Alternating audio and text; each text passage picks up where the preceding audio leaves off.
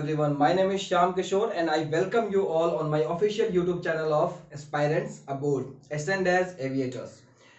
आज की जो क्विज है 28th ऑफ अप्रैल की, तो उसका सॉल्यूशन यहाँ पे मैं आपके लिए लेकर आया हूँ, है ना। और मैं फिर से आपसे ये कहना चाहूँगा कि आप इस सेशन को लाइक करिए और शेयर करिए और मेरे चैनल को सब्सक्राइब करिए और बेल बटन को प्रेस करिए सो दैट कि और आपको जो नोटिफिकेशंस मिलती रहे हमेशा। एंड द सेकेंड थिंग कि कभी भी इस वोकैब के सेशन को आप ऐसे मत समझिए कि आपके पास सिर्फ 15 क्वेश्चंस हैं, ऐसा नहीं है।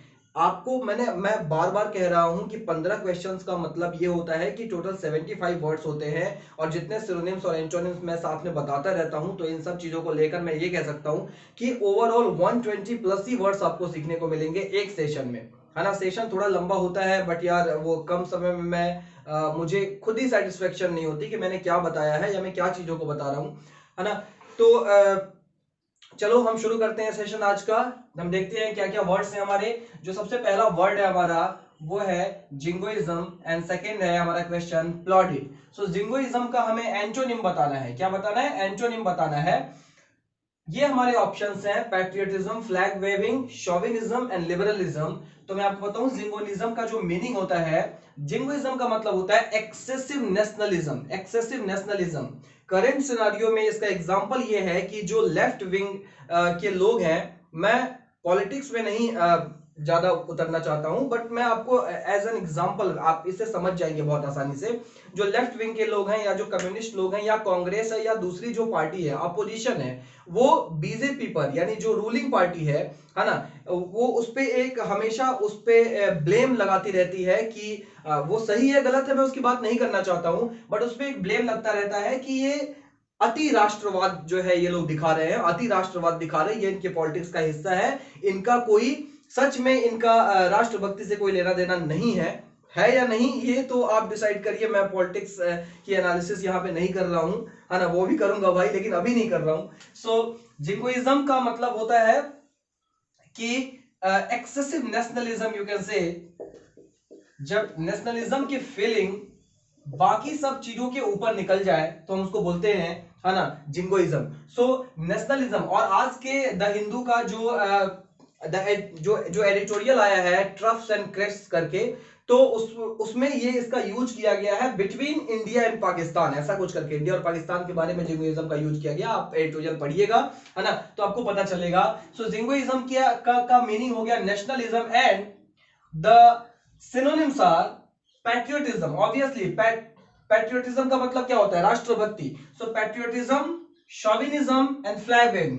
फ्लैग वेविंग, नेशनलिज्म, एक तरह से मैं ये कह सकता हूं कि ये सारे के सारे जो वर्ड्स हैं ये सारे के सारे सिनोनिम हैं। क्लियर है? ये सारे के सारे सिनोनिम है। फ्लैग वेविंग एग्जैक्टली नेशनलिज्म की फीलिंग को नहीं कह सकते हैं, मतलब नहीं कहते हैं, लेकिन जब भी कोई फीलिंग एक्सेस हो जाए और उसे बहुत ज्यादा एक्सेगरेट करके उस चीज को दिखाया जाए तो हम उसको फ्लैग वेविंग कहते हैं। बट इस सेंस में यूज किया जा सकता है। ये सारे के सारे वर्ड्स जो मैंने एनसर्कल किए हैं यहाँ पे एक साथ कर दिए हैं, वो सारे के सारे वर्ड्स सिनोनिम है। जिंगोइज्म इज नॉट थोड़ा बहुत नेशनलिज्म नहीं भाई, excessive nationalism. So nationalism, chauvinism, patriotism, flag waving, ये सारे सिनोनिम हो गए। और इसका ऑपोजिट क्या हो गया? लिबरलिज्म। सो आप वो सुनते होंगे हमेशा डिबेट में और आजकल के जो पॉलिटिकल सिनारियो है उसमें कि लिबरल्स ऐसा बोल रहे हैं। तो लिबरल्स कौन है भाई? वो लेफ्ट विंग के लोग हैं, वो कम्युनिस्ट लोग हैं, या फिर जो अपने आप को लिबरल्स कहते हैं। फिर वही चीज है, लीव दिस क्वेश्चन। लिबरल आप जानते हैं उदारवादी, है ना, उदारवाद बोल सकते हैं जिसको, है ना, उदारवाद। जो लोग हमेशा फ्रीडम ऑफ स्पीच की बात करते हैं और जो लोग ये बात करते हैं कि फ्रीडम सबसे इंपॉर्टेंट है ना, नेशनलिज्म से भी ज्यादा इंपॉर्टेंट एक पर्सनल जो एक मतलब कि एक जो पर्सन है उसका फ्रीडम इंपॉर्टेंट है। और जो इस विचारधारा के लोग हैं, इस आइडियोलॉजी के लोग हैं, वो ये कहेंगे कि नहीं, पर्सनल फ्रीडम तो ठीक है, वो तो होना चाहिए, बट नेशनलिज्म की फीलिंग सबसे ऊपर होनी चाहिए। Now it's up to you, आप किसको चूज करते हैं, ठीक है। नेक्स्ट हमारा क्वेश्चन है प्लॉडिट। प्लॉडिट का अगर मैं सिंपल सा मीनिंग बताऊं तो प्लॉडिट का मीनिंग होता है प्रेज। पी से है, आप याद कर सकते हैं एप्लॉज, है ना। प्लॉडिट का मीनिंग है जो ऑप्शन नंबर 4 है वो सेम इसका मीनिंग है। सो प्लॉडिट का मतलब होता है प्रेज एंड एप्लॉज। क्लियर है? सो इसका एंटोनिम बताना है। सो एंटोनिम क्या होगा? आपको ऑप्शन दिख रहा है, कंडेमनेशन इसका एंटोनिम होगा, क्योंकि अप्लॉज तो सिनोनिम हो गया। एप्रहेंशन का मतलब, अगर मैं हिंदी में बात करूं, हिंदी में कुछ वर्ड्स ऐसे होते हैं जिसका हिंदी में एग्जैक्ट अगर पता रहे तो वो और आसानी से समझ में आ जाता है। आशंका, एप्रहेंशन इज सिंपली आशंका, मतलब कि something something is about to happen, something bad particularly is about to happen and you have sort of idea for that, तो आप बोल सकते हो कि हाँ एप्रहेंशन है। कॉम्प्रहेंशन इज, कॉम्प्रहेंड से बना है, आपको पता है। कॉम्प्रहेंड का मतलब क्या होता है बेटा? कॉम्प्रहेंड का मतलब समझना होता है, टू अंडरस्टैंड एंड नॉट मतलब ये नहीं कि बस ऊपर ऊपर से समझ लेना, नहीं, मतलब थोड़ा सा डीप थिंकिंग करना। सो कॉम्प्रिहेंशन जो हमारे इंग्लिश लैंग्वेज का एक बहुत ही पॉपुलर, ये बोल सकते हैं कि एक पॉपुलर पार्ट है, और ऑलमोस्ट सारे एग्जामिनेशंस में, अभी एसएससी ने तो बंद कर दिया भाई 1-2 साल से सीजीएल में पूछना, बट फिर भी ये बहुत इंपॉर्टेंट है, बहुत सारे एग्जाम्स में आता है। सो कॉम्प्रिहेंशन बेसिकली मींस समझ, एक तरह से बोल सकते हैं समझ। तो प्लॉडिट का एंटोनिम क्या हो गया बोलो? कंडेमनेशन, क्योंकि मैंने आपको कंडेम बताया था, है ना? तो कंडेम का मतलब निंदा करना होता है, तो यही इसका एग्जैक्ट क्या हो जाएगा? एंटोनिम हो जाएगा। आई होप कि ये दोनों क्वेश्चंस बहुत क्लियर होंगे, है ना? आपको नए वर्ड सीखने को मिले हैं, इसका प्रोनाउंसिएशन भी इंपॉर्टेंट है, इट्स नॉट चौविनिज्म, इट्स शॉविनिज्म, ठीक है? हम बढ़ते हैं अपने नेक्स्ट क्वेश्चन की तरफ। ओके गाइस, तो हमारा जो पहला क्वेश्चन है आज, ये देखिएगा ध्यान से। ये मैंने क्वेश्चन आपको दिया था कि ये एक सेंटेंस है जो आज के द हिंदू का जो एडिटोरियल आया, जो ट्रफ्स एंड क्रेस्ट में आपको बता रहा था, तो उसमें ये सेंटेंस आया है, और इस सेंटेंस में एक वर्ड आया अनपैलेटेबल, और मैंने आपसे पूछा कि अनपैलेटेबल का ऑपोजिट क्या होगा।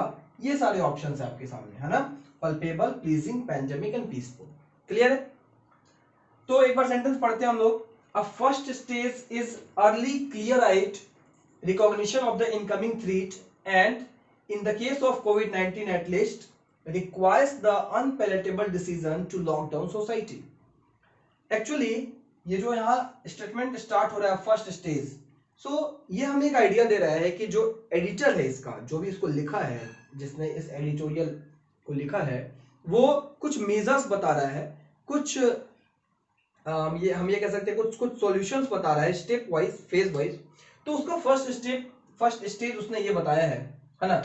और एक चीज मैं आपको और बताऊं, जब भी हम किसी पैराग्राफ या किसी सेंटेंस या किसी एडिटोरियल या फिर एक कॉम्प्रिहेंशन को पढ़ते हैं, तो हमें पंक्चुएशन जो मार्क्स है ना, उनका बहुत ज्यादा ख्याल करना चाहिए। अगर आप पंक्चुएशन मार्क्स का ख्याल नहीं करेंगे तो फिर आपको उसकी मीनिंग को समझने में बहुत ज्यादा प्रॉब्लम होगी, और अगर आप पंक्चुएशन मार्क्स का ख्याल करेंगे तो आपको 100% बहुत बेनिफिट मिलेगा, चीजें आपको समझ में आएंगी, क्योंकि उससे ये पता लगता है कि इस सेंटेंस में प्राइमरी इंफॉर्मेशन कौन सी है और सेकेंडरी इंफॉर्मेशन कौन सी है, टर्शियरी इंफॉर्मेशन कौन सी है।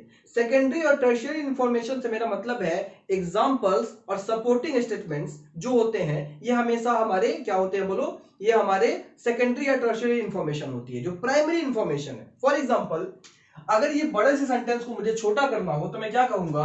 अ first stage is early clear eyed recognition of the incoming threat and in the case of कोविड-19 एट लीस्ट। तो मैं आपको एक चीज बताऊं, एक काम हम कर सकते हैं, 2 कॉमा के बीच की, देखो ये एक ट्रिक है, एक तरह का तरीका है, और जैसे कि मैथमेटिक्स में होता है कि सारी की सारी ट्रिक हर जगह पे अप्लाई नहीं होगी, तो वही बात यहां पे भी है, बट हाँ मोस्ट ऑफ द केसेस ये चीज अप्लाई करेगी। 2 कॉमा के बीच की चीज को हम इग्नोर करेंगे ना, तो कोई फर्क नहीं पड़ने वाला सेंटेंस पे। आप यहां से लेके एंड से लेके यहां तक छोड़ दो, कोई प्रॉब्लम नहीं है। And in the case of कोविड-19 एट लीस्ट, आपको कंटेक्स्ट पहले से पता है, कोविड-19 की बात चल रही है, तो दोबारा से कोविड-19 के केस में ऐसा इसकी बात करने की हमें कोई जरूरत नहीं है। आप इस पार्ट को हटा सकते हैं। क्या फायदा होगा? आप पूछेंगे सर फायदा क्या होगा? अरे फायदा ये होगा कि सेंटेंस छोटा हो जाएगा, और सेंटेंस छोटा होगा तो मीनिंग जल्दी से जल्दी क्लियर कर पाएंगे। आप ध्यान दीजिए, a first stage is early clear eyed recognition of the incoming threat requires the unpalatable decision to lock down society, है ना? Requires the unpalatable decision to lock down society. So कहीं ना कहीं अब इसका मीनिंग क्लियर हो रहा है कि जो फर्स्ट स्टेज है वो क्या है, कि एक अर्ली क्लियर आइड रिकॉग्निशन है। अर्ली मतलब कि जल्दी से जल्दी, आपको एकदम स्पष्ट तरीके से पहचान हो जाए, जो इनकमिंग थ्रेट है, यानी कि जो आने वाली एक डर है, जो थ्रेट है, जो जो जो जो इनकमिंग है, जो डर आने वाला है, उसकी जितनी जल्दी से जल्दी आप पहचान कर लें, रिकॉग्नाइज कर लें, यही हमारा फर्स्ट स्टेज है। और रिक्वायर्स, और इसको चाहता है, और इसको क्या चाहिए, the unpalatable decision to lockdown society, यानी कि सोसाइटी को लॉकडाउन करने का जो डिसीजन है, बताओ ये कैसा डिसीजन है? आपको लगता है कि ये बहुत इजी है? Is it easy? No, obviously not, किसी के लिए भी नहीं भाई। जो हमारे प्राइम मिनिस्टर ने या फिर जो गवर्नमेंट है उसने ये इम्पोज किया है अगर लॉकडाउन, तो ये गवर्नमेंट के लिए भी इजी नहीं है, क्योंकि गवर्नमेंट का सोचो कितना रेवेन्यू का कितना लॉस है, और पीपल, हम लोगों के लिए भी इजी नहीं है, क्योंकि सबका बहुत सारे डेली जो लेबरर्स हैं, जो जो जो वेज पे काम करते हैं, उन लोगों का कितना लॉस हुआ है। तो इन सब चीजों को अगर हम ध्यान से देखें, तो ये ऑब्वियसली जो अनपैलेटेबल वर्ड यहां पे आया है, इसका मतलब कहीं ना कहीं कुछ ऐसा होना चाहिए जो मुश्किल है, जो इजी नहीं है, मुश्किल है ना? तो इसका अगर मैं एक तरह से एंटोनिम, आपको एग्जैक्टली इस वर्ड की मीनिंग मैं बता नहीं रहा हूं अभी। अगर आपको पैलेटेबल की मीनिंग पता है तब तो टेंशन ही खत्म है भाई, तब टेंशन है क्या? अगर पैलेटेबल की मीनिंग पता है तब तो कोई प्रॉब्लम ही नहीं है। पैलेटेबल का ऑपोजिट अनपैलेटेबल, ऑप्शन खोज लो, क्लियर है। लेकिन मैं आपको तब कह रहा हूं जब आपको इस वर्ड की मीनिंग नहीं पता है, तब भी आप कोशिश कर सकते हैं। जरूरी नहीं है कि वोकैब के क्वेश्चन के लिए 5 के 5 वर्ड्स का आपको हिंदी या उसका करेक्ट मीनिंग आपको पता होना चाहिए, बिल्कुल भी नेसेसरी नहीं है ना? इसका मतलब कुछ ना कुछ तो ऐसा है, ठीक है, जो इजी नहीं है, जो डिफिकल्ट है, क्योंकि डिसीजन मुश्किल है, आसान नहीं है। तो इसका जो ऑपोजिट होगा वो आसान होगा, अच्छा होगा, और होगा कि नहीं? और आसान और अच्छे की अगर हम बात करें तो दो चीज तो में दिख रहे हैं, pleasing and peaceful. So peaceful is something different. Peaceful मतलब कि जैसे शांति का उल्टा, या प्लीजिंग का ऑपोजिट, एक तरह से हम बात करें।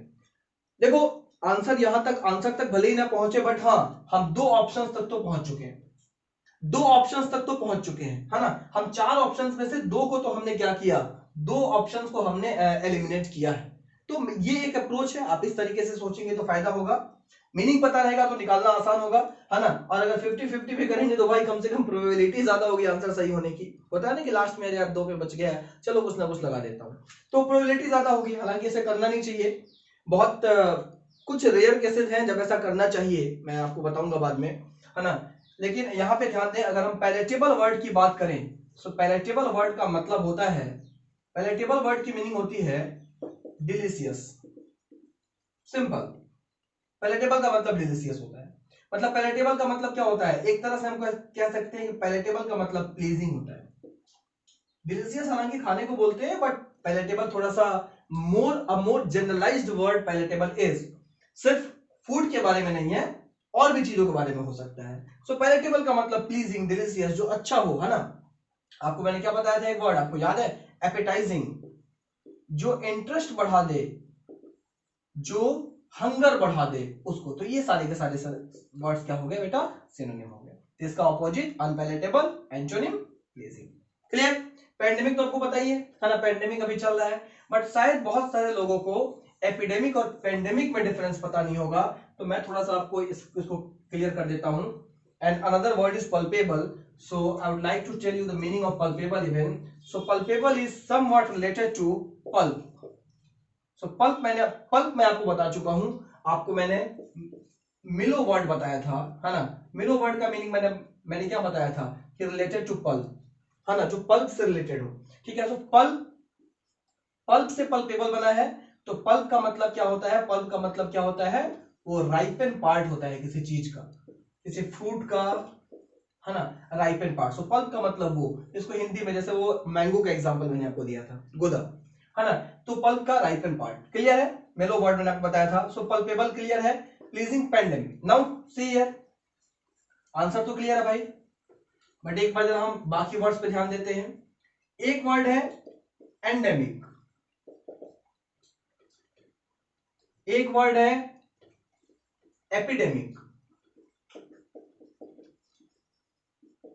और एक वर्ड है पैंडेमिक। ये दोनों सिमिलर है, ये इसका एंटोनिम है। एंडेमिक एपिडेमिक का एंटोनिम है, क्लियर है? एपिडेमिक मतलब कि फॉर एग्जांपल अगर मैं आपको बताऊं, एग्जांपल इसका ये हुआ कि अगर कोई ऐसी डिजीज होती, आज के कॉन्टेक्स्ट में कोविड-19 के कॉन्टेक्स्ट में हम बात करें, तो अगर कोई डिजीज होती और सिर्फ भारत में फैली होती या भारत के अगल बगल के देशों में जो इंडियन सब कंटिनेंट है पूरा या साउथ ईस्ट एशिया तक ही सीमित होती तो उसे एपिडेमिक बोलना ठीक होता। बट यार ये उससे बहुत आगे है, मतलब इनफैक्ट ऑल द 7 कंटिनेंट्स, है ना, जितना मुझे पता है सारे के सारे कंटिनेंट्स अफेक्टेड हैं। ऑलमोस्ट 185-190 कंट्रीज, सारे के सारे शायद कंट्रीज भी इससे अफेक्टेड हैं। तो ये एपिडेमिक से आगे की चीज है, ये पैंडेमिक है ना। ये क्या है? पैंडेमिक है। और एंडेमिक का मतलब क्या होता है?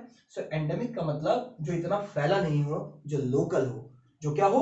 लोकल। भाई पैंडेमिक, एपिडेमिक तो फिर भी फैला होगा ना, एपिडेमिक तो फिर भी फैला होगा जैसे पूरी इंडिया में। अब ये नहीं कि सिर्फ बिहार के एक जिले में कुछ हुआ है, जैसे वहां पे आपको याद होगा वो मुजफ्फरपुर में जो केस हुआ था, वो एक्यूट एंसेफेलाइटिस सिंड्रोम करके, वो जो वहाँ हर बार हर इनफैक्ट दो तीन बार शायद हो चुका है, तो उसको हम एपिडेमिक नहीं बोलेंगे, है ना। एपिडेमिक तो फिर भी एक बड़े एरिया में जो है जो चीज फैल जाती है, स्प्रेड हो जाती है, निगेटिव चीज, तो उसको एपिडेमिक बोलते हैं, एक बीमारी।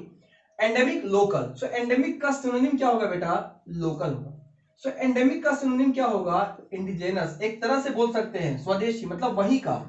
आपको मैं एग्जांपल बताता हूं, ये भी एक अच्छा मतलब तरीका है वोकैब को याद करने का, कि आप सिर्फ उस वर्ड को याद मत करिए, उस वर्ड से रिलेटेड जो एग्जांपल्स है उसको याद करिए। सपोज आई से कंगारूज आर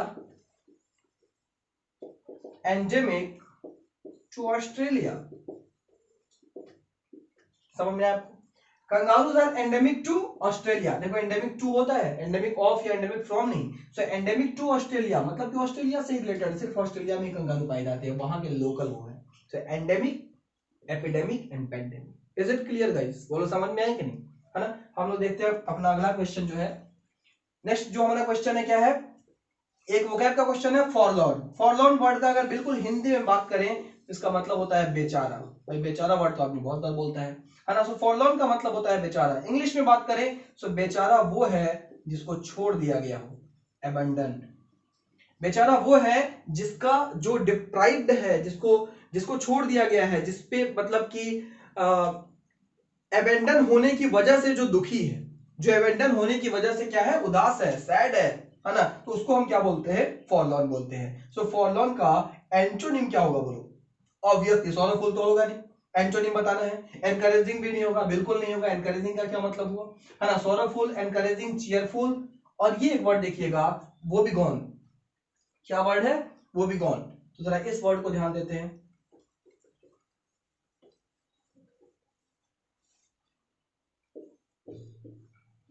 ये वर्ड है वो भी गॉन। ऑब्वियसली सबसे पहले तो वो को समझना पड़ेगा।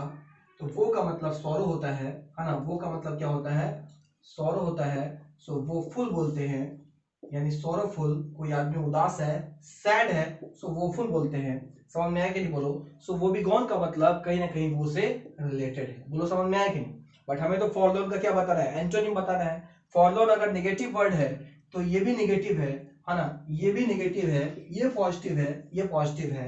ये नेगेटिव वर्ड का एंटोनिम पॉजिटिव होगा तो ये दोनों तो कट गए भाई, ये दोनों के दोनों कट गए। अब एनकरेजिंग बचा और चीयरफुल बचा। तो यार अकेला बेचार उदास का उल्टा क्या होगा? खुशी होगा। तो cheerful is the better option of these two options. आपको मेरी बात समझ में? Cheerful is the better option than encouraging. Clear है? तो इस तरीके से हम अप्रोच करते हैं चीजों को। बहुत सारे वेज हैं, सिर्फ मीनिंग पता होना एक तरीका नहीं है ना। पॉजिटिव नेगेटिव में उसको बांट देना भी एक तरीका है ना। और वो भी कौन पूरा नहीं पता हो, वो पता होता तो भी आपका काम चल जाता। इतना तो समझ में आता है कि ये नेगेटिव है। Is it clear? तो इस तरीके से हम चीजों को करेंगे, है ना। हम देखते हैं कि जो हमारा अगला क्वेश्चन है वो क्वेश्चन क्या है। ओके गाइस, नेक्स्ट क्वेश्चन क्या है? ध्यान से देखिएगा। यहाँ पे हमारा पहला क्वेश्चन और ये रहा दूसरा क्वेश्चन। पहला क्वेश्चन क्या है? एक्सपेडिएंट का एंटोनिम बताना है। सो एक्सपेडिएंट वर्ड की अगर मैं आपको मीनिंग बताऊं, एक्सपेडिएंट का मतलब होता है that is desired, well desired, कुछ अच्छा करने का अगर सोचा गया हो। Well desired, well intended, well intended, well intended. और थोड़ा सा अगर डिटेल में बात करें, so for a short term benefit एक शॉर्ट टर्म बेनिफिट के लिए at the cost of long term, है ना, लॉन्ग टर्म इफेक्ट, कि लॉन्ग टर्म में मतलब लॉन्ग टर्म में चाहे जो होगा चाहे जो हो जाए, बट शॉर्ट टर्म बेनिफिट अगर कोई चीज, है ना, सो एक्सपेडिएंट का मीनिंग हम बोल सकते हैं that imparts short term benefit at the cost of long term. Long term के कॉस्ट पे शॉर्ट टर्म बेनिफिट जो चीज इंपार्ट करे उसको हम एक्सपेडिएंट बोलते हैं। इसलिए कई बार इसको मतलब सेल्फिश मेजर्स भी बोलते हैं। ऐसे बोलते हैं गवर्नमेंट, जब जैसे मान लो डोनाल्ड ट्रंप फॉर एग्जांपल, है ना, डोनाल्ड ट्रंप अभी बिल्कुल भी एडवोकेसी नहीं कर रहे हैं, वकालत नहीं कर रहे हैं इस चीज की कि लॉकडाउन जो है होना चाहिए। वो शुरू से इसके क्या थे, अगेंस्ट थे। अमेरिका में लास्ट में इलेक्शन होने वाले इस ईयर के लास्ट में, सो कहीं ना कहीं वो अपने एक तरह से एक छोटे से फायदे के बारे में सोच रहे हैं एक बड़े नुकसान की अपेक्षा। क्लियर है, क्योंकि वो अपने बारे में सोच रहे हैं। जो शॉर्ट टर्म बेनिफिट कौन सोचता है, अगर कोई शॉर्ट टर्म बेनिफिट सोच रहा है इसका मतलब वो सेल्फिश है, वो सेल्फिश डिसीजन ले रहा है। सो इस टर्म में भी, इस संदर्भ में भी, इस कंटेक्स्ट में भी एक्सपेडिएंट का यूज किया जाता है। सो एक्सपेडिएंट का मतलब, हाँ, लेकिन एक्सपेडिएंट का मीनिंग तो यही हुआ कि फायदे से रिलेटेड है। किससे रिलेटेड है, फायदे से, बेनिफिट मतलब बेनिफिट से रिलेटेड है। सो बेनिफिट से रिलेटेड है तो एंटोनिम क्या होगा, जो हार्मफुल हो, जो एक तरीके से क्या बोल सकते हैं, नुकसानदेह हो, है ना, जो नुकसानदेह हो। बट एक चीज और है, वेल इंटेंडेड। नुकसानदेह तो सिंपल सा वर्ड हो गया, हार्मफुल तो ये दोनों तो नहीं होगा। तो ये तो समझ में आ गया कि बेनिफिशियल नहीं होगा, नेसेसरी नहीं होगा, बट हार्मफुल या इम्प्रूडेंट तो हो सकता है भाई, क्योंकि ये दोनों के दोनों नेगेटिव वर्ड है। देखो ये इम्प्रूडेंट को कैसे याद रखोगे, ध्यान दीजिएगा, प्रूडेंस का मतलब समझ होता है, प्रूडेंट का मतलब समझदार होता है, तो इम्प्रूडेंट का मतलब क्या हो जाएगा, ना समझी भरा, बिना समझ के ना समझी भरा। सो हार्मफुल तो बस एक मतलब कि एक जनरल वर्ड है कि नुकसानदेह, बट इम्प्रूडेंट का मतलब होता है बिना सोचे समझे, कुछ सोचा समझा नहीं किया। सो इस वर्ड का antonym imprudent is the better word than harmful. आपको मेरी बात समझ में आई, इम्प्रूडेंट हार्मफुल से बेटर वर्ड है। क्लियर है, एक्सपेडिएंट का मतलब वेल डिजायर्ड, वेल इंटेंडेड, यानी कि एक तरह से एक ऐसा काम किया जा रहा है जिसका जो इफेक्ट है, जो डिजायर किया जा रहा है, जो उसके बारे में सोचा जा रहा है, उस चीज के बारे में अगर कुछ किया जाए तो एक्सपेडिएंट, है ना, एक्सपेडिएंट मेजर्स, है ना, तो इसको हम एक्सपेडिएंट बोलेंगे। इसका एंटोनिम क्या हो जाएगा, जो बिना समझ के किया गया हो, है ना, उसको हम इम्प्रूडेंट बोलेंगे। सो प्रूडेंस, प्रूडेंट, इम्प्रूडेंट। अच्छा, अब एक वर्ड क्या होता है, ध्यान दीजिएगा, और ये तो एक दूसरी मीनिंग थी इसी वर्ड की कि कैसे हम एक्सपेडिएंट को यूज कर सकते हैं। और एक वर्ड होता है इम्प्यूडेंट। इम्प्यूडेंट, सो इम्प्यूडेंट मतलब क्या होता है, बट जरा सा आर नहीं है भाई, इसमें जरा सा आर नहीं है। सो इम्प्यूडेंट तो कैसे बना है, क्लियर हुआ ना, प्रूडेंस मतलब समझ, prudence and then prudent and then imprudent, ठीक है। बट ये इम्प्यूडेंट का मतलब क्या होता है, इसका मतलब होता है bold, and bold in negative manner. Bold होना अच्छी बात है, जैसे बोल्ड को ऑडेसियस भी बोलते हैं, बट ऑडेसियस होना इज गुड। ऑडेसियस मतलब भी बोल्ड होता है, बट ये अच्छे सेंस में होता है। बोल्ड होना अच्छी बात है, बट क्लास में उन बच्चों का क्या जो बोल्ड होते हैं और जो कितना भी मना कर लो वो नहीं मानते, नहीं मानते, है ना, वो बात करते रहते हैं। So we can say impudent children in classroom keep talking. Impudent children in classroom keep talking, यानी क्लासरूम में वो बच्चे जो बोल्ड होते हैं वो बात करते रहते हैं। मतलब कि बोल्ड नेगेटिव सेंस में क्या बोलते हैं भाई, बड़ा ढीठ हो, है ना, बड़ा ढीठ हो, बड़ा ढीठ हो, तो ढीठ वाले सेंस में हम इम्प्यूडेंट बोलते हैं। समझ में आया कि नहीं, बोलिए, क्लियर है। नेक्स्ट क्वेश्चन क्या है, पैथोजन। सो पैथोजन का तो मतलब ये होता है कि कोई भी ऐसा चीज, कोई भी ऐसी चीज जो एक डिजीज को कॉज करेगी, मतलब that causes a disease, weather a virus, weather a bacteria, weather a protozoa, है ना, तो ये सारी की सारी चीज जो जिससे एक बीमारी हो, दैट कॉजेज अ डिजीज, जो जिससे एक बीमारी हो उसको क्या बोलेंगे, पैथोजन बोलेंगे, ठीक है। तो वायरस, प्रोटोजोआ, मतलब एक तरह से ये जो कोविड-19 का जो वायरस है वो भी एक पैथोजन है ना, तो इसका एंटोनिम क्या होगा, तो ऑब्वियसली इसका एंटोनिम हार्मफुल, प्रेकेरियस, प्रेकेरियस, जो कि आपस में क्या है, सिनोनिम है, ये तो नहीं होंगे, कंड्यूसिव होगा। समझ में आया भाई, कंड्यूसिव होगा। अब मैं आपको एक चीज बताऊं, ग्रामर से रिलेटेड, यहां पे बहुत इंपॉर्टेंट, ग्रामर से रिलेटेड एक बात मैं आपको बता रहा हूं, ध्यान दीजिएगा बिल्कुल। बेनिफिशियल का जो ऑपोजिट होगा वो हार्मफुल होगा, बिल्कुल होगा। बेनिफिशियल का ऑपोजिट क्या होगा? हार्मफुल होगा। सो बेनिफिशियल का सिनोनिम होता है कंड्यूसिव। क्लियर? ये दोनों सिनोनिम्स हैं आपस में, दोनों का मतलब क्या होता है? लाभदायक, फायदेमंद। एंड इसका जो ऑपोजिट होता है वो क्या है? प्रेकेरियस और परनीसियस और हार्मफुल और डिसएडवांटेजियस।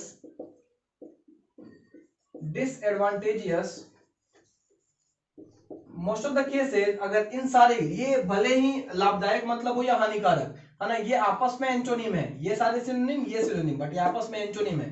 तो इन सारी के सारे शब्दों के साथ most of the cases to preposition का ही यूज करते हैं। सो रिमेंबर इट, है ना, बहुत आसानी से याद कर लिया भाई हमने। क्या मतलब कि जो वर्ड अगर हमारा मतलब लाभदायक मतलब हो या हानिकारक मतलब हो, दोनों के बाद हम टू प्रीपोजिशन का मोस्टली यूज करते हैं। ठीक है? ये प्रेकेरियस वर्ड आपने देखा, प्रेकेरियस मतलब रिस्की, डेंजरस, नुकसानदेह जो चीजें होंगी वही वही तो डेंजरस होंगी भाई। सो प्रेकैरियस अगर आपको याद है, और अगर कभी आपको प्रेकैरिटी मिले तो भाई कंफ्यूज मत होइएगा, ऑब्वियसली प्रेकैरिटी इसी से बना है ना, ITY ये नाउन है, OUS एडजेक्टिव है। क्लियर है? सो प्रेकैरिटी का मतलब रिस्क हो जाएगा, डेंजर हो जाएगा। समझ में आया कि नहीं? परनीसियस एंड प्रेकैरियस दो वर्ड आपने यहां सीखे जो हार्मफुल के सिनोनिम। बोलो बेटा, क्लियर है कि? ठीक है, आगे बढ़ते हैं। ओके गाइस, सो हमारे जो नेक्स्ट क्वेश्चन है ध्यान दीजिएगा। ये अनस्कैथर्ड वर्ड है, आज के एडिटोरियल में से ये वर्ड मैंने यहां सिलेक्ट किया है। अनस्कैथर्ड का आपसे एंटोनिम पूछा गया है and you have the four options: damage, deprived, derived and defamatory, है ना। तो जरा ध्यान दीजिएगा, सबसे पहले अनस्कैथर्ड का मतलब जानने के लिए अगर हम सीधा स्कैथ का मीनिंग जाने, सो अनस्कैथर्ड का मतलब तो अपने आप पता चल जाएगा। सो स्कैथ का मतलब, सिर्फ स्कैथ का मतलब बता रहा हूं, टू हर्ट, टू डैमेज। भाई आप में से सब लोग इसका आंसर अब बता पाएंगे कि इसका जो एंटोनिम होगा सर वो होगा डैमेज, क्योंकि स्कैथ का मतलब तो हर्ट करना या डैमेज करना होता है, बट यहां पे अनस्कैथर्ड है, दैट इज नॉट डैमेज्ड, यानी जो डैमेज नहीं हुआ हो, जो हर्ट नहीं हुआ हो, जिसका नुकसान नहीं हुआ हो, उसको हम अनस्कैथर्ड बोलेंगे। सो बेटर टू लर्न स्कैथ, है ना। अब स्कैथ ही याद करो, अनस्कैथर्ड तो अपने आप याद हो जाएगा। अब आज जो एडिटोरियल में जिससे रेफर कर रहा हूं इस वर्ड को, उसमें उसमें उसमें उसमें क्या कंटेक्स्ट था कि एग्जैक्ट सेंटेंस तो मुझे याद नहीं है, बट उसका मतलब ये था कि none of the countries will remain unscathed और will pass unscathed this examination, है ना। मतलब जो ये कोविड-19 के सिनेरियो में जो एक तरह से हमारी परीक्षा चल रही है, इस परीक्षा को शायद बिना हार्म हुए, बिना हर्ट हुए, शायद ही कोई देश इस परीक्षा को पास कर पाए। आप समझे? आप पढ़ेंगे तो आपको एकदम अच्छे से वो सेंटेंस क्लियर होगा। कुछ ऐसा ही सेंटेंस था, है ना। स्कैथ का मतलब हर्ट करना, डैमेज करना। Unscathed is that is not hurt, that is not damage. So इसका ऑपोजिट क्या हो जाएगा? डैमेज। डिप्राइव्ड का मतलब क्या होता है? डिप्राइव्ड का मतलब होता है, यू कैन से सेक्लूडेड, वंचित, हिंदी में बोला जाए तो वंचित। एंड रिमेंबर, डिप्राइव्ड के साथ हम ऑफ प्रीपोजिशन का यूज करते हैं। क्या? ऑफ का। And derived means what? So derived का मतलब टू मॉक, डिराइव्ड मतलब टू मॉक, मॉक भी नहीं समझे, मतलब टू मेक अ जोक, किसी का मजाक उड़ाना। क्लियर है? किसी का मजाक उड़ाना।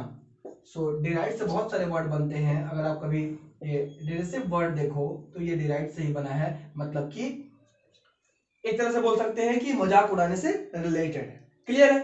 डिफेमेटरी, तो फेम मतलब प्रसिद्धि, सो डिफेमेटरी मतलब that is not suitable, you can say आपत्तिजनक। Defamatory is what? आपत्तिजनक। और जो किसी के फेम में मतलब कि जो किसी के फेम ना करे, डिफेम करे एक तरीके से। क्लियर होगा मेरे ख्याल से। फेम से, फेम का opposite defame and then defamatory. Next हमारा वर्ड क्या है? ओबिसेंस। ओबिसेंस का मतलब क्या होता है?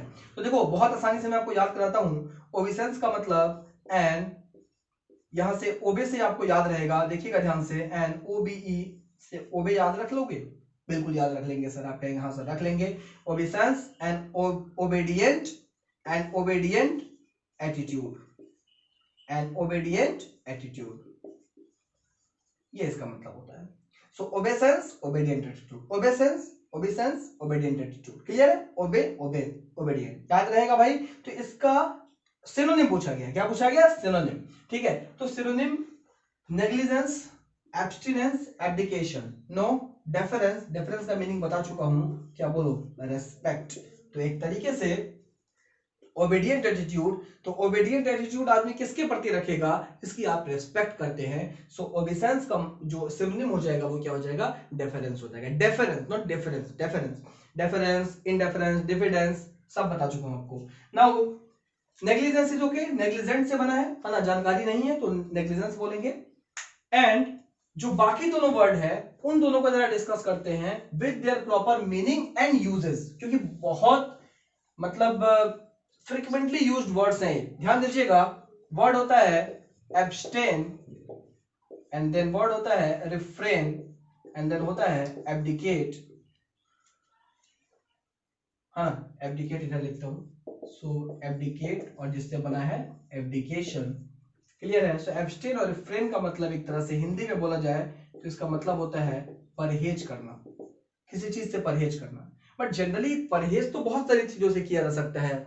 If someone is fearing of being obese, तो ही शुड एब्स्टेन और he should refrain from what, eating much, है ना। अगर किसी को डर है कि भाई मैं मोटा हो जाऊंगा तो ज्यादा खाने से परहेज करना चाहिए, है ना। अगर किसी को, और भी बहुत सारी चीजें होती हैं, जैसे स्पेशली एब्स्टेन का मतलब, एब्स्टेन, ये जो एब्स्टिनेंस है, जिससे एब्स्टेन से जो बना है, तो इसका हम बोलते हैं abstinence from drink, alcohol and, या it is so you all are, आप लोग इतने समझदार हैं कि आप लोग समझेंगे, from drink and sexual pleasures. तो इन सब चीजों से अगर कोई परहेज कर रहा हो तो उसको हम एब्स्टिनेंस बोलेंगे। इस सेंस में हम एब्स्टिनेंस का यूज करते हैं। ठीक है, कि डॉक्टर ने आप एडवाइस किया है कि भाई आपका जो लिवर है वो अब बस जवाब ही देने वाला है, आत्मसमर्पण कर देगा, आप जो है अल्कोहल से क्या करिए, परहेज करिए। सो एब्स्टिनेंस फ्रॉम व्हाट, अल्कोहल और and sexual pleasures. So people who are celibate और who practice celibacy, so celibacy का जो हिंदी है वह ब्रह्मचर्य होता है।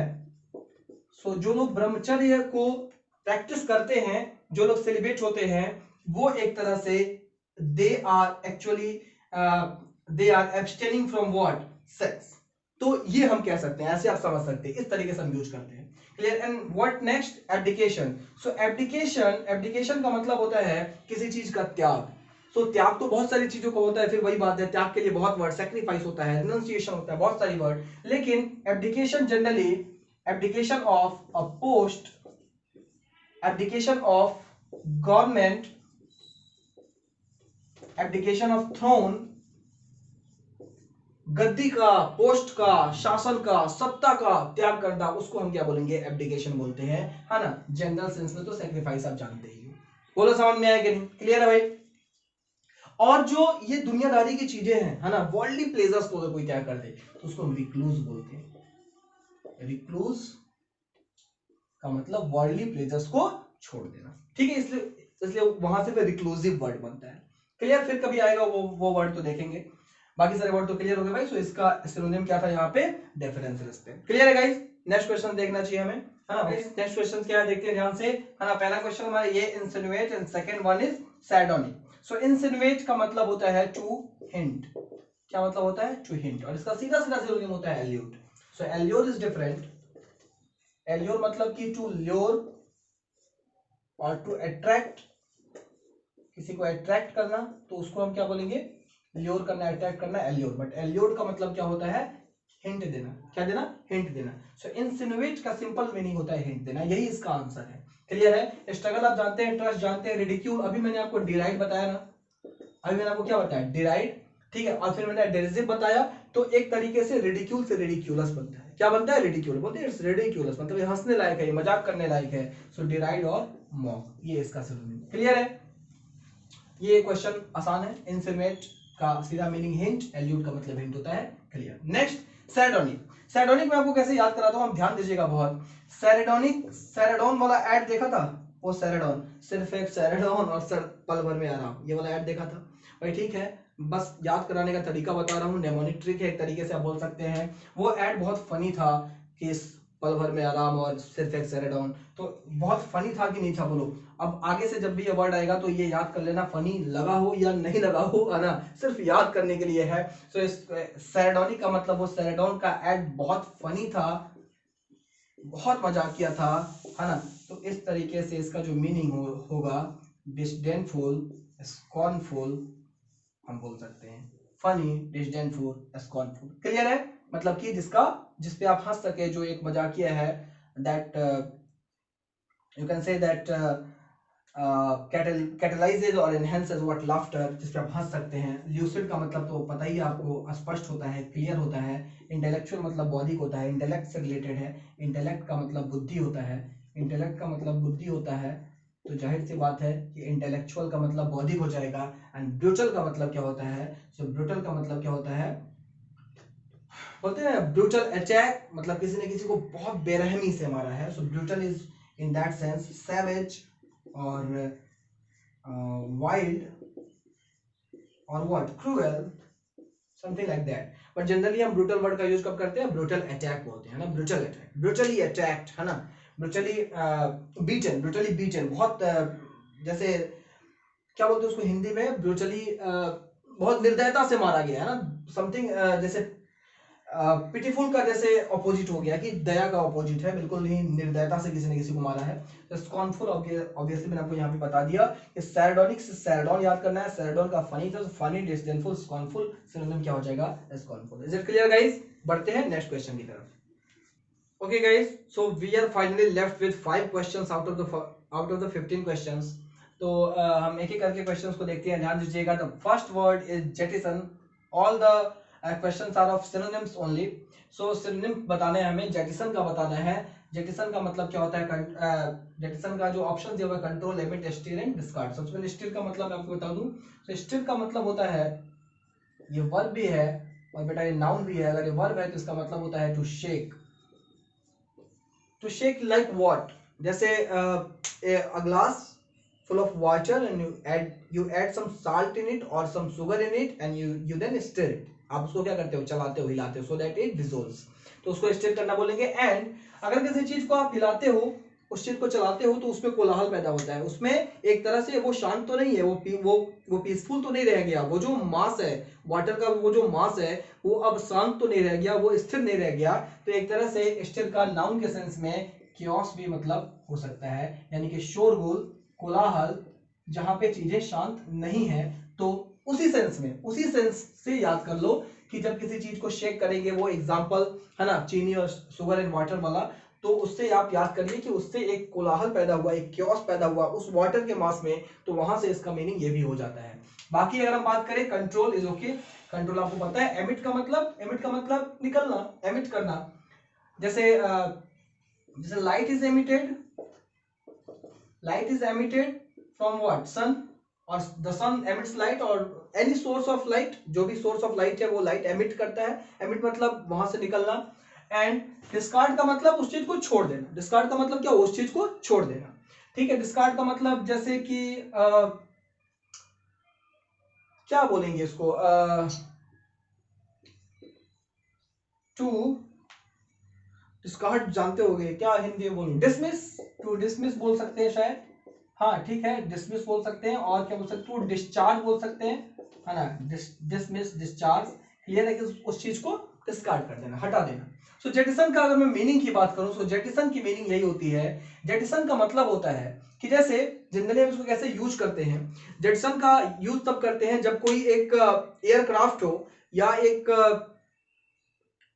कोई भी एक एयरक्राफ्ट, हाँ एयरक्राफ्ट एग्जांपल ले लीजिए। उसका वेट कम करने के लिए स्टेप बाय स्टेप उसमें से कुछ पार्ट एमिट होता रहता है, सो दैट उसको एक थ्रस्ट वेलोसिटी मिल जाए। जब यहां से हम कोई सैटेलाइट या ये सब छोड़ते हैं, है ना, जब अर्थ से कोई सैटेलाइट छोड़ा जाता है, ठीक है, जो हमारे मैन मेड सैटेलाइट्स हैं, तो ये क्या होता है कि शुरू में बहुत बल्कि होता है, शुरू में उसमें बहुत सारे पार्ट्स अटैच होते हैं। बट सम पर्टिकुलर स्टेज पे आने के बाद, है ना, एट पर्टिकुलर स्टेजेस, वहां से कुछ एमिट होता रहता है, कुछ जेटिसन होता रहता है। ठीक है, समझ में आ रहा भाई? वहां से जैसे पीछे से एक पार्ट निकला, तो उसने थ्रस्ट दिया और वो चीज और आगे प्रोपेल हो गई और अगली ऑर्बिट पे पहुंच गई। ये आप जानते होंगे शायद, है ना, फिजिक्स से रिलेटेड है। और आप जैसे मार्स मिशन और इन सब चीजों में ये आपने सुना होगा कि ऐसा होता है, आप उसका वीडियो देखोगे तो आपको एग्जैक्टली क्लियर हो जाएगा। तो इस प्रोसेस को हम जेटसन बोलते हैं। ऑब्वियसली इसका जो मतलब हुआ वो क्या हुआ, एक तरीके से क्या कर देना, डिस्कार्ड कर देना। क्या कर देना, डिस्कार्ड कर देना। तो इसका सिनोनिम क्या हो जाएगा, बोलो, डिस्कार्ड कर देना। आप कहोगे सर एमिट भी तो छोड़ रहा है, बट एमिट का मतलब छोड़ना लाइक लाइट, और light is emitted. You can not say light is discarded from sun, है ना। The sun does not discard light, the sun emits light. बोलो समझ में आई, एमिट और डिस्कार्ड में थोड़ा सा फर्क है। डिस्कार्ड का मतलब होता है कि उस चीज को वहां से हटा देना, उस चीज को निकाल देना। और जनरली इसका यूज क्यों करते हैं जेटिसन का, जब किसी चीज का वेट लाइट करना हो, है ना, तो उसका कुछ पार्ट को हम जो डिस्कार्ड कर देते हैं, इस प्रोसेस को जेटिसन बोलते हैं। सो जेटिसन इज क्लियर, ठीक है, ओके। सेलुब्रियस, सेलुब्रियस का मतलब होता है हेल्थफुल। सेलुब्रियस का मतलब क्या होता है, healthful. So salubrious means that promotes health, एक ऐसी चीज जो हेल्थ को प्रोमोट करे।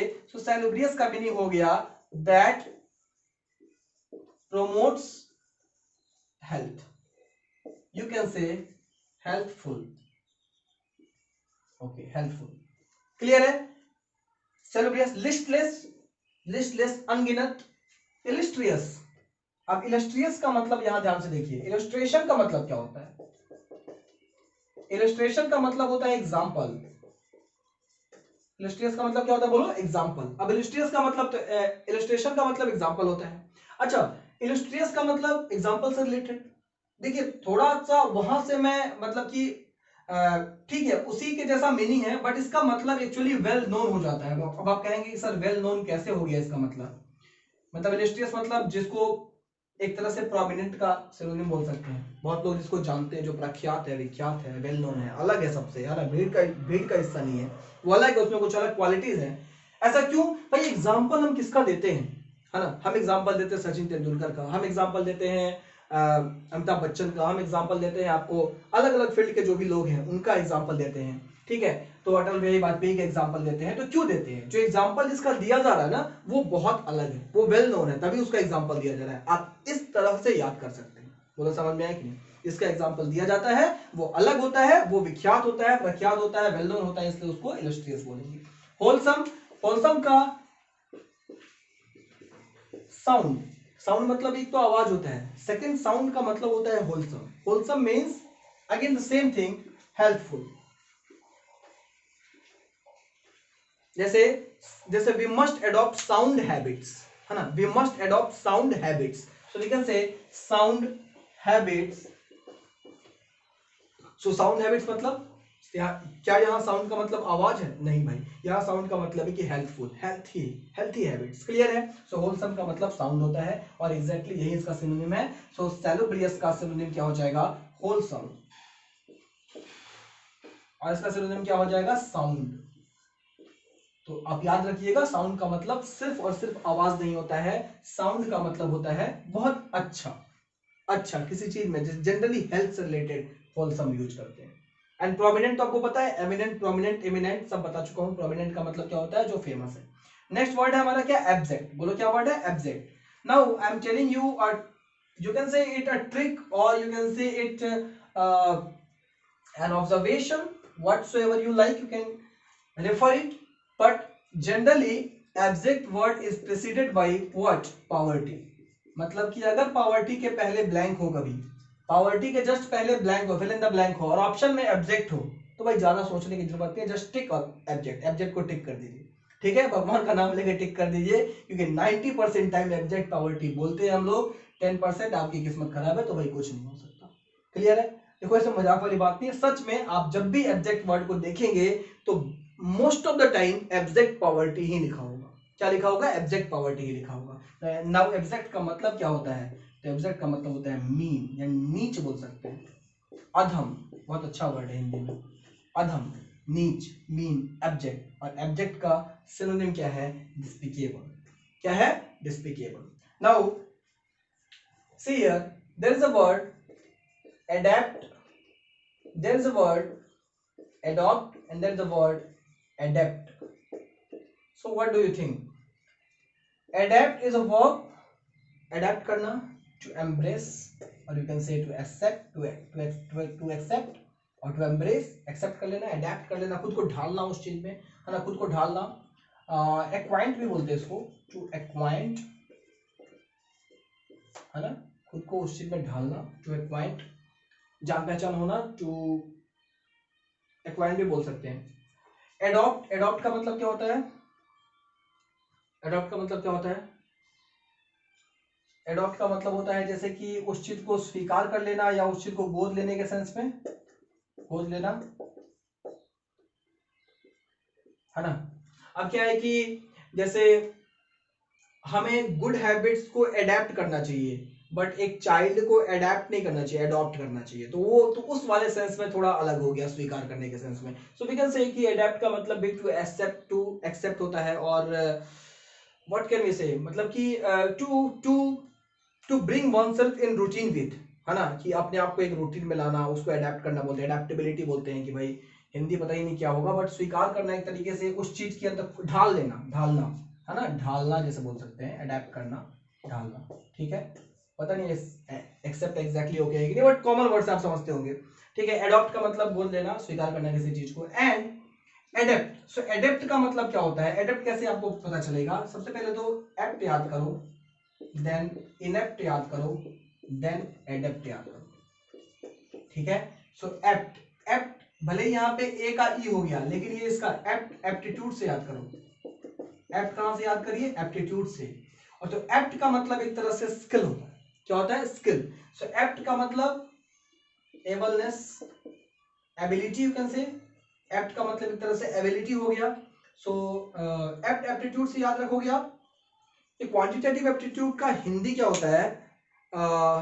अभियोग्यता करके कुछ लिखा होता है शायद, है ना, हिंदी में जो लोग क्वांट हिंदी में एग्जाम देते होंगे। सो एप्ट कहीं ना कहीं एक तरह से कौशल, कुशलता से रिलेटेड है ना, एबिलिटी, इससे रिलेटेड वर्ड है।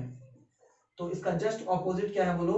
इनेप्ट है। क्या है? इनेप्ट। तो इनेप्ट का मतलब जो कुशल नहीं है ना, जो कुशल नहीं है। और एडेप्ट, एडेप्ट का मतलब ये इससे रिलेटेड है। एडेप्ट का मतलब स्किलफुल होता है। So you can say skilled और skillful. So you can say skilled. Adept का मतलब क्या हो गया? स्किल्ड। और क्या क्या वर्ड्स हो सकता है इसके लिए? ध्यान दीजिए, एडेप्ट के लिए और क्या क्या वर्ड हो सकता है? डेक्स्टरस। और क्या हो सकता है? एड्रॉयट एंड एडेप्ट एंड स्किल्ड। तो ये सारे के सारे वर्ड्स इसके लिए ठीक है। मतलब कि इसका मतलब क्या होता है? सबका मतलब होता है कुशल, दक्ष। क्लियर? कुशल या दक्ष बोल सकते हैं, ठीक है। ये हमारा क्लियर हो गया। इसका जो कौन सा क्वेश्चन था? एब्जेक्ट। एब्जेक्ट का सिनोनिम क्या हो गया? डिस्पिकेबल। डिस्पिकेबल का एग्जैक्टली यही मीनिंग है, मीन, यानी कि नीच, अधम, despicable. Now what is the meaning of demeanour? Demeanour का मतलब क्या होता है? तो डिमिनर का मतलब होता है व्यवहार। क्या हिंदी में अगर एग्जैक्ट हिंदी में बात किया जाए तो भाई डिमिनर का हिंदी क्या हो जाएगा? व्यवहार हो जाएगा। अब व्यवहार को आप क्या क्या बोलते हैं? तो बिहेवियर बोलते हैं। कंपार्टमेंट ऑफ ट्रेन तो सुना होगा ना, compartment of train, but remember यहां एक ही जगह अगर ओ आ जाए, कंपोर्टमेंट, और इवन डिपोर्टमेंट, आचरण, व्यवहार, ये ऐसे शब्दों का मतलब है। Clear? Demeanour, behaviour, comportment and deportment. Clear? Next हमारा वर्ड क्या बोलो? Phlegmatic. So phlegmatic means what? Phlegmatic का मतलब क्या होता है बोलो? फ्लैग्मेटिक का मतलब होता है कि जिस आदमी पे ना, जो आदमी showing no response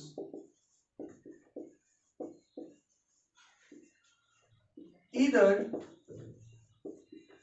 to pain और हैप्पीनेस, एक तरह से एक ऐसा आदमी, एक ऐसा व्यक्ति जो मतलब कोई रेस्पॉन्स नहीं दे रहा है, एक तरह से हैप्पीनेस हो या पेन हो, we can say in this sense it's sluggish.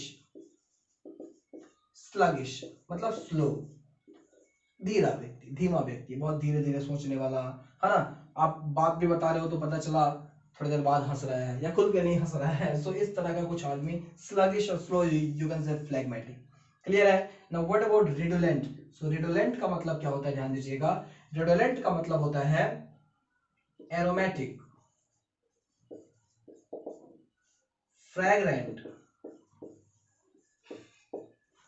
Generally sweet aroma से रिलेटेड। एरोमा का मतलब सुगंध होता है।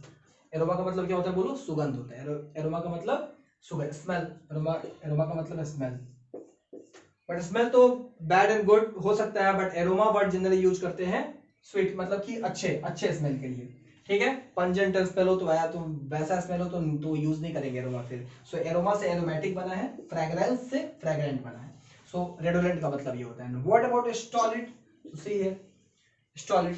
अब अगर मैं आपको इसको याद कराऊं नेमोनिक से, सो सॉलिड जो लोग होते हैं ना, जो लोग सॉलिड होते हैं वही लोग स्टॉलिड होते हैं। मतलब क्या भाई? जो सॉलिड लोग होते हैं, सॉलिड मतलब, अरे मतलब हैविंग नो इमोशंस। ठीक है, सो सॉलिड, सॉलिड लोग जो होते हैं ना, सॉलिड लोग स्टॉलिड होते हैं। अपने कॉपी पे ऐसा ही लिख लीजिए और यहाँ पे इसका मतलब लिख लीजिए हैविंग नो इमोशंस। ठीक है, बहुत सॉलिड आदमी है, मतलब एक तरह से जैसे सॉलिड चीजें होती हैं, जड़ है एकदम से, जैसे उसको कोई इमोशंस ही नहीं है। सो ऑब्वियसली फ्लेगमेटिक का सिनोनिम क्या हो जाएगा बोलो बेटा? Stolid. Clear? Now vigorous, so vigorous is related to vigour. Vigorous is related to vigour. Vigorous is related to vigour. और विगर का मतलब क्या होता है? तो आपको बताया था जील, बताया था आपको जेस्ट, बताया था आपको एंथुसियाज्म, मतलब उत्साह। ठीक है, so vigorous, full, full of vigour. Reclusive, अभी आपको रिक्लूज बताया था, ध्यान देना। अभी आपको क्या बताया था? रिक्लूज बताया था। सो कहीं ना कहीं रिक्लूसिव का रिक्लूज से रिलेशन है। और क्या रिलेशन है मैं आपको बताऊं, तो रिक्लूसिव का मतलब होता है एक तरह से जिसने छोड़ दिया हो। क्या छोड़ दिया हो? आइसोलेटेड। क्या उस कॉन्टेक्स्ट में आइसोलेशन जिसमें हम अभी रह रहे हैं ये कोविड-19 के केस में? No, isolated hermit like, sage like, मतलब एक साधु सन्यासी की तरह जो आइसोलेट हो गया हो वर्ल्डली प्लेजर से। अभी आपको मैंने यही चीज बताई थी रिक्लूज के बारे में, तो उसको हम रिक्लोजिव बोलते हैं। क्लियर है? दुनिया की ये सब तमाम सुख सुविधाएं छोड़ के जंगल में जाके तपस्या करने वाला या फिर एक सीधा साधा जीवन जीने वाला है, ऐसे हम आदमी को रिक्लोजिव बोल सकते हैं। क्लियर है? नेक्स्ट क्या वर्ड है? Canny, the last one. The last one is canny. Now see, canny का मतलब क्या होता है? तो कैनी का मतलब आप क्या बोल सकते हो? कैनी का सिनोनिम की अगर मैं बात करूं तो इसका सिनोनिम होता है श्रूड। मतलब कैनी का मतलब होता है कि जैसे सोचा समझा हुआ, एंड लाइक एक और इसका मतलब होता है बेटा, कैनी का एक और मतलब होता है जैसे मैंने कहा कि कैनी इन्वेस्टमेंट, अगर आपने कहीं पढ़ा, स्पेशली अगर आप बैंक की प्रिपरेशन कर रहे हो, तो आपको ये फ्रेज देखने को मिल सकता है। सो कैनी इन्वेस्टमेंट का मतलब होता है कि fugal fugal investment, fugal, you can से थ्रिफ्टी, मतलब कि एक ऐसा इन्वेस्टमेंट किया, इन्वेस्टमेंट भी कंजूसी वाला किया, यानी कि पैसे बचा के, मतलब कम पैसे में काम चलाना, इज लाइक कैन इन्वेस्टमेंट हम उसको बोलते हैं। बट यहाँ फिर से ये नेगेटिव नहीं है, can investment might be you can से वाइज स्टेप। ठीक है, इन सम केसेस, कुछ केसेस में वाइज स्टेप भी हो सकता है। तो बहुत ही कैन इन्वेस्टमेंट किया, फ्रूगल थ्रिफ्टी इन्वेस्टमेंट, एक तरीके से ये भी इसका मतलब होता है। एंड श्रूड भी मतलब होता है। श्रूड का मतलब मैं आपको बता चुका हूँ। श्रूड का मतलब क्या होता है? समझदारी से भरा हुआ, मतलब what can we say, prudent, yeah exactly prudent. So canny means shrewd और prudent, synonym क्या हो जाएगा? shrewd. Clear है? Now what about the other three words? Capacious. Now see capacious, so capacious is simply spacious. So spacious and capacious are synonyms. You can say a roomy. What you can say? a roomy, यानी जो जगह हो बहुत सारा। ठीक है, जहां पे जगह हो, रूम हो बहुत सारा। सो वी कैन से, जैसे नो रूम हो जाता है ना, जब ट्रेन में, अभी तो भाई ट्रेन अभी बंद चल रही है ना, लेकिन फिर भी अगर ट्रेन में वो बहुत जब जब सारी सीट्स फिल हो जाती हैं, तो हम कहते हैं कि देयर इज नो रूम, यानी वहां पे कोई जगह नहीं है। सो रूमी इज लाइक जहां पे जगह है। सो कैपेसियस, स्पेसियस, कैपेसियस, कैपेसियस, स्पेसियस, याद रहेगा? बिल्कुल याद रहेगा। नेक्स्ट जो वर्ड है कैपेसियस से रिलेटेड ही है, वो भी मैं आपको अभी यही भी बता देना चाहता हूं, ध्यान दीजिएगा। कैप्रिसियस। सो कैप्रिसियस मीन्स व्हाट? कैप्रिसियस मीन्स, देखो बहुत अच्छा वर्ड है, यह आता है बहुत बार, whimsical एंड arbitrary, अब ये तीनों वर्ड अगर समझ में ना आए हो बेटा तो ये जरूर समझ में आएगा, अनप्रिडिक्टेबल। बहुत कॉमन वर्ड्स हैं यार, ये बहुत कॉमन वर्ड्स हैं, बहुत बार यूज होते रहते हैं। whimsical तो बहुत बार आ भी चुका है whimsical, और whimsical आएगा, कैप्रिसियस, इन्हीं में से कोई ना कोई ऑप्शन में होगा, बस वही टिक करना है। समझ जाइए आप लोग, समझ में आया कि नहीं बोलो, ठीक है। So capricious is okay. Capricious and capricious में डिफरेंस देख लिया आपने, श्रूड हो गया। Hardy, hardy is related to hard, what, hardy is related to hard. तो जो चीज हार्ड होगी वो ऑब्वियसली क्या होगी, मतलब थोड़ी मजबूत होगी। सो यू कैन से स्ट्रॉन्ग, और यू कैन से रफ, और यू कैन से रबस्ट, ये सब हम बोल सकते हैं किसको, हार्डी को। एंड जो रिबाल्ड है, इसका मतलब क्या होता है, सो रिबाल्ड एक्चुअली मीन्स वल्गर, और यू कैन से ल्यूट, और यू कैन से लैसिवियस, अश्लील समझ सकते हैं आप, सिंपल अश्लील, ठीक है। और यू कैन से आई गेस सेलेसियस। बेटा ये सारे के सारे शब्द जो आपके सामने लिख दिए हैं, और ये सारे के सारे सिनोनिम है, ठीक है। अश्लील बोल सकते हैं रिबाल्ड को, क्लियर है। सेलेसियस का मतलब अश्लील होता है, वल्गर होता है ना। बट सैगेसियस का मतलब क्या होता है, बुद्धिमान होता है, वाइज होता है ना। सैगेसियस का मतलब क्या होता है, वाइज होता है। So sagacious and salacious are different. I hope सारे वर्ड्स क्लियर हो गए, ठीक है। सो गाइज ये हमारे आज का जो क्विज हुआ है उसका सॉल्यूशन है, एंड आई होप कि आप सारे वर्ड्स को याद करेंगे। अगर आपको अभी भी ये लगता है कि सर 15 क्वेश्चन है तो 15 वर्ड्स, भाई ऐसा नहीं है, आप खुद देखो 15 क्वेश्चन है ना, 75 वर्ड्स, एंड देन अगर वर्ड्स के सिनोनिम एंटोनिम जो हम डिस्कस करते हुए चल रहे हैं उन सब चीजों को मिला दें, so overall there are obviously 120 plus तो होंगे ही। इतना मैंने ऑब्वियसली मैंने भी काउंट नहीं किया है, काउंट आप भी नहीं करोगे, बट ओवरऑल 120 वर्ड्स तो होने ही चाहिए 100%। तो आप एक सेशन में ये 120 वर्ड्स सीख रहे हो, इसलिए सेशन लंबा तो हो रहा है, बट आप एक दिन का पूरा सेशन देखो, कॉपी में चीजों को नोट करो, आप उसको याद करो, रिवीजन करो। Revision is very important. अगर आप अगले दिन 10 वर्ड आप अगर आप हर दिन 20 या 30 वर्ड याद करने का मतलब डिसाइड किए हो, तो या फिर अगर आप डिसाइड किए हो कि हर दिन मुझे वोकैब पे हाफ एन आवर या 45 मिनट्स या 1 आवर स्पेंड करना है, सो उसका एक तरीके से मैं कह सकता हूं कि 40 to 50% टाइम, अगर 1 आवर आपने 1 आवर डिसाइड किया कि 1 hour I have to devote to vocabulary, then half an hour must be devoted to revision only, clear है। और नए वर्ड्स बाकी हाफ एन आवर में, ये आपको करना ही पड़ेगा, रिवीजन तो करना ही पड़ता है भाई, क्लियर है ना। इसमें आपकी एप्स जो डिक्शनरी के एप्स है बहुत हेल्प कर सकते हैं। कैसे हेल्प करेंगे, तो आप उसमें हिस्ट्री सेव हो जाती है ना, या फिर आप फेवरेट वर्ड को अलग सेलेक्ट कर सकते हो, बुक मार्क्स सेव हो जाते हैं। तो वहां पे क्या है कि आप बार बार अपने डिक्शनरी में वो कर सकते हो और उसमें से चीजों को देख सकते हो। क्लियर गाइस, ठीक है। अगर आपको सेशन अच्छा लगा तो प्लीज लाइक करिए, इसको शेयर करिए, subscribe my channel, press the bell icon so that you can be notified whenever we upload a video. And या अभी तक आपने टेलीग्राम का लिंक ज्वाइन नहीं किया है, सो ऑब्वियसली उसको ज्वाइन करिए, है ना। अगर वो लिंक यूट्यूब पे जो डिस्क्रिप्शन में अगर वो क्लिकेबल नहीं है, या वो आपको हमारे ग्रुप तक नहीं पहुंचा रहा है, कोई प्रॉब्लम नहीं है ना। आप ये सिंपल सर्च कर सकते हैं t.me/aspirantsabroad। So guys, that's all for today. है ना, stay home, stay safe. Thank you very much and all the best for tomorrow's quiz. Thank you.